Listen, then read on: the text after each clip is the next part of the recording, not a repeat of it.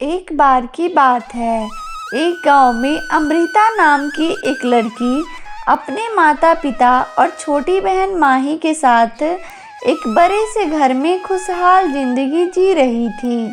अमृता के माता पिता अपनी दोनों बेटियों से बहुत प्यार करते थे और दोनों बहनों को कभी भी किसी चीज़ की कमी नहीं होने देते थे।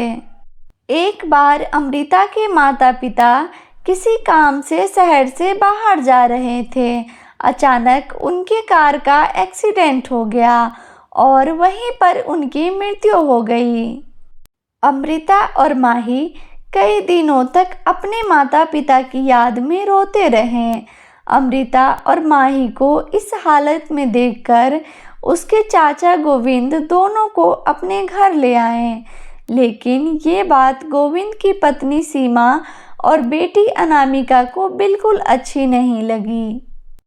लेकिन सीमा को अमृता का घर बहुत पसंद था और उसने घर की लालच में अमृता और माही को अपने घर में रहने के लिए एक छोटा सा कमरा दे दिया। माँ, पापा इन दोनों बहनों को हमारे घर में क्यों ले आए? आप पापा से कहकर अभी के अभी इन दोनों बहनों को घर से निकालो, नहीं तो मैं घर छोड़कर चली जाऊंगी। बेटा, ये दोनों मनहूस तो मुझे भी पसंद नहीं है और मैं भी इसे अपने घर में नहीं रखना चाहती हूँ, लेकिन इससे हमें बहुत सारा धन मिल सकता है, इसलिए मैंने कुछ सोचा है। माँ, इससे भला हमें क्या धन मिल सकता है और आपने क्या सोचा है? देखो बेटा, इसके माता पिता के पास बहुत बड़ा घर था और बहुत सारे पैसे भी होंगे। मैं धीरे धीरे किसी तरह अमृता से उसका घर अपने नाम करवा लूँगी और सारे पैसे भी ले लूँगी। उसके बाद इन दोनों बहनों को धक्के मारकर घर से निकाल दूँगी। अरे वाह माँ, आपने सच में बहुत अच्छा सोचा है। और वैसे भी हमारे घर को एक नौकरानी की ज़रूरत थी, तो जब तक ये दोनों बहनें इस घर में हैं, हम इससे घर के सारे काम करवा सकते हैं। और फिर दोनों माँ बेटी हंसने लगती है। अब सीमा अपने घर के सारे काम अमृता और माही से करवाने लगी। एक दिन अमृता घर की सफाई कर रही थी और माही किचन में बर्तन धो रही थी। तभी माही के हाथ से एक प्लेट नीचे गिर गई और वह टूट गई। प्लेट टूटने की आवाज़ सुनकर अनामिका किचन में आ गई। अरे, ये क्या किया तूने? इतनी महंगी प्लेट तोड़ दी। अब ये क्या तेरे मरे हुए माँ बाप ला कर देंगे? अनामिका, मैंने जानबूझकर नहीं गिराया है, गलती से गिर गई है। और तुम मेरे माता पिता के बारे में कुछ मत बोलो। मेरे माता पिता अब इस दुनिया में नहीं है। तेरी हिम्मत कैसे हुई मुझसे इस तरह से बात करने की? इतना कहकर अनामिका माही को जोर का थप्पड़ लगा देती है। इतने में वहाँ सीमा भी आ जाती है। क्या हुआ अनामिका बेटा, क्या किया है इस मनहूस लड़की ने? माँ, देखो तो इसे, एक तो ये मुफ्त का खाना खाती है हमारे घर में और ऊपर से मेरे साथ ही बदतमीजी कर रही है। तू चिंता मत कर बेटी, मैं अभी इसकी अकल ठिकाने लगाती हूँ। इधर माही के रोने की आवाज़ सुनकर अमृता दौड़ी दौड़ी किचन में आती है। क्या हुआ माही, तू रो क्यों रही है? इस लड़की ने जानबूझकर मेरी बहुत महंगी प्लेट तोड़ दी है और ऊपर से मेरी बेटी के साथ बदतमीजी कर रही है। इसे समझा ले, वरना मैं तुम दोनों का खाना पीना बंद करवा दूंगी। और इतना कहकर सीमा अपनी बेटी के साथ वहां से चली जाती है। दीदी, मैंने जानबूझकर ये प्लेट नहीं तोड़ी है, फिर भी अनामिका मुझे मारने लगी। कोई बात नहीं माही, अब से संभाल कर काम करना, नहीं तो चाची हम दोनों को घर से निकाल देगी। और फिर दोनों बहनें अपने अपने काम में लग जाती है। अगले दिन सीमा सुबह सुबह अमृता के पास आती है। देख अमृता, अगर तुम दोनों बहनों को मेरे घर में रहना है तो तू अपना घर मेरे नाम कर दे और जो कुछ भी पैसा है तेरे माँ बाप का सब मुझे दे दे, तो ही तू मेरे घर में रह सकती है। चाची, मैं वो घर आपके नाम नहीं कर सकती हूँ, क्योंकि वो घर मेरे माता पिता की आखिरी निशानी है। तो क्या मैं तुम दोनों बहनों को इतने दिनों से फ्री में खाना खिला रही हूँ? तू सीधे सीधे अपना घर मेरे नाम कर दे, वरना मैं तुम दोनों बहनों के साथ कुछ भी कर सकती हूँ। चाची, आप कुछ भी कर लीजिए, लेकिन मैं वो घर आपको नहीं दे सकती हूँ।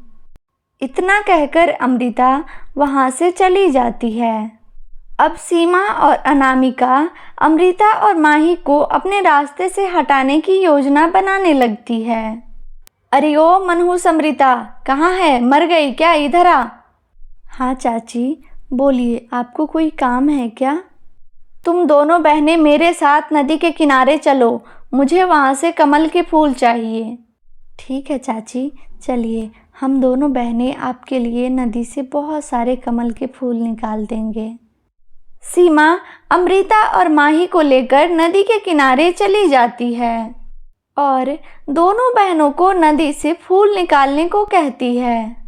अमृता और माही जैसे ही फूल निकालने के लिए नदी में झुकती है, सीमा उसे पीछे से धक्का दे देती है और अमृता और माही नदी में डूबने लगती है और वह बहुत गहराई में चली जाती है।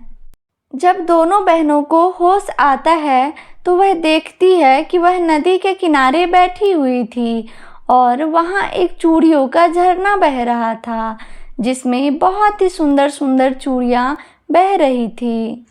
अरे माही, ये कैसे हो गया? हम दोनों बहनें तो डूब गई थी ना? हाँ दीदी, हमें तो चाची ने नदी में धक्का दे दिया था और हम दोनों बहनें डूब गई थी, तो फिर यहाँ कैसे? तभी झरने से आवाज आती है, अमृता और माही, इन चूड़ियों ने ही तुम दोनों बहनों की जान बचाई है। ये जादुई चूड़ियों का झरना है। जादुई चूड़ियाँ, आपका बहुत बहुत धन्यवाद हम दोनों अनाथ बहनों को बचाने के लिए। अमृता और माही, तुम दोनों इस जादुई चूड़ियों के झरने से अपने लिए एक एक जादुई चूड़ियाँ ले लो। इन जादुई चूड़ियों की मदद से तुम अपने माता पिता से भी बात कर सकती हो।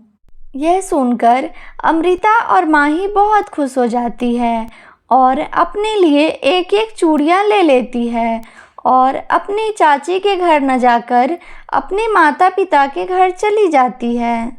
घर पहुंचकर अमृता अपनी माँ के फोटो के पास जाकर उस जादुई चूड़ियों से कहती है, हे जादुई चूड़ियाँ, मुझे मेरी माँ से बात करवा दो।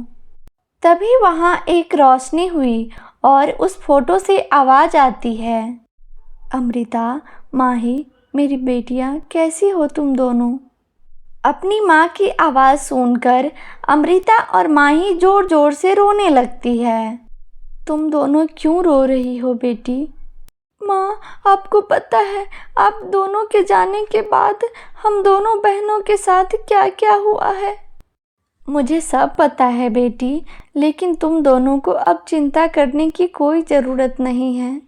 इस तरह अमृता और माही अपने माता पिता से बहुत देर तक बातें करती हैं। उसके बाद दोनों जादुई चूड़ियों को अपने घर में रख देती हैं। अब जब भी उन दोनों बहनों को अपने माता पिता की याद आती, वह दोनों उन जादुई चूड़ियों की मदद से अपने माता पिता से बात कर लेती।